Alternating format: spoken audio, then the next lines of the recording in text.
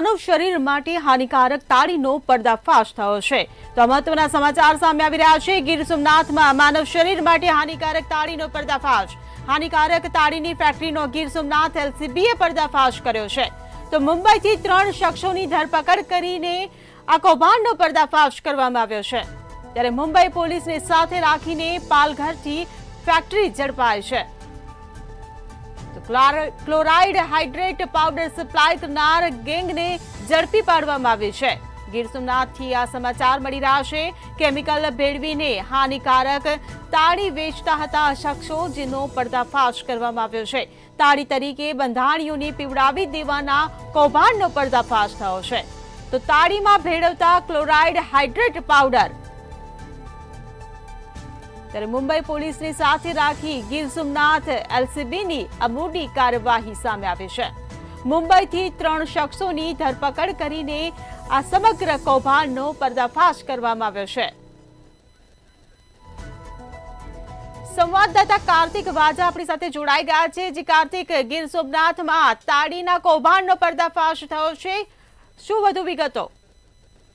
જી, ચોક્કસથી વાત કરીએ તો જે ગુજરાતમાં તેમજ અનેક વિસ્તારોમાં, ગુજરાતના અનેક વિસ્તારોમાં છે તે કેફી પીણું છે તે અવારનવાર તેમનું છે ચલણ છે વધતું જાય છે। પરંતુ જે તાળીનું છે ષડયંત્ર છે તે મોટી માત્રામાં ચાલુ હોય તેમજ ગીર સોમનાથના અનેક તાલુકાઓમાં પણ વેચાય છે। હમણાં થોડા દિવસો પહેલા પણ અનેક વિસ્તારોમાં પોલીસે રેડ કરી હતી। તેવી જ રીતના આ ગીર સોમનાથ પોલીસ છે તે મહારાષ્ટ્ર વિસ્તારમાં જઈ અને ત્યાં એક વિસ્તારમાં પહોંચી અને બાતમીના આધારે જે તાળીનું જે મોટું ષડયંત્ર ચાલુ હતું ત્યાં ગીર સોમનાથની એલસીબી દ્વારા ત્યાં રેડ કરવામાં આવેલી હતી। આ રેડમાં છે તે 3 આરોપી છે તે પકડાયા હતા। તેને લઈને ગીર સોમનાથ પોલીસ છે તે ગુજરાત પહોંચી અને ગીર સોમનાથ જિલ્લામાં તે પહોંચી અને 3 આરોપીને અટક કરી અને વધુ છે તે પૂછપરછ હાથ ધરવામાં આવેલી હતી। અને આમાં હજુ પણ આ તાળીના જે ષડયંત્ર છે એમાં કોણ કોણ વધુ સામેલ છે તેની તપાસ હાથ ગીર સોમનાથ એલસીબી દ્વારા કરવામાં આવેલી છે। જી બિલકુલ કાર્તિક, પરંતુ જે પ્રમાણે આ તાળીનો જે પર્દાફાશ કરવામાં આવ્યો છે, જે પ્રકારે આ કૌભાંડ આચરવામાં આવ્યું છે, ત્યારે ન જાણે કેટલા લોકોએ આ તાળી પીધી હશે, તો તે લોકોની કોઈ વિગતો મળી છે કે કોઈને નુકસાન થયું હોય એવું સામે આવ્યું છે કંઈ?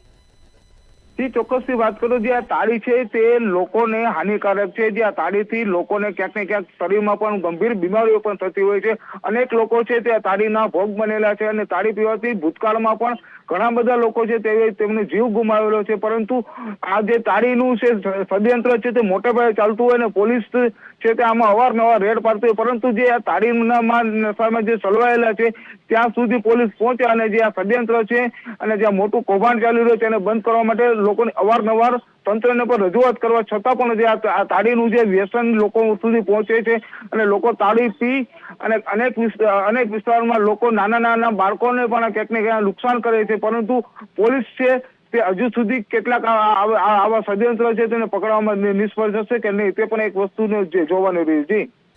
જી કાર્તિક, સમગ્ર માહિતી બદલ આભાર। તો મુંબઈની 3 શખ્સોની ધરપકડ કરીને આ સમગ્ર કૌભાંડનો પર્દાફાશ કરવામાં આવ્યો છે। મુંબઈ પોલીસને સાથે રાખી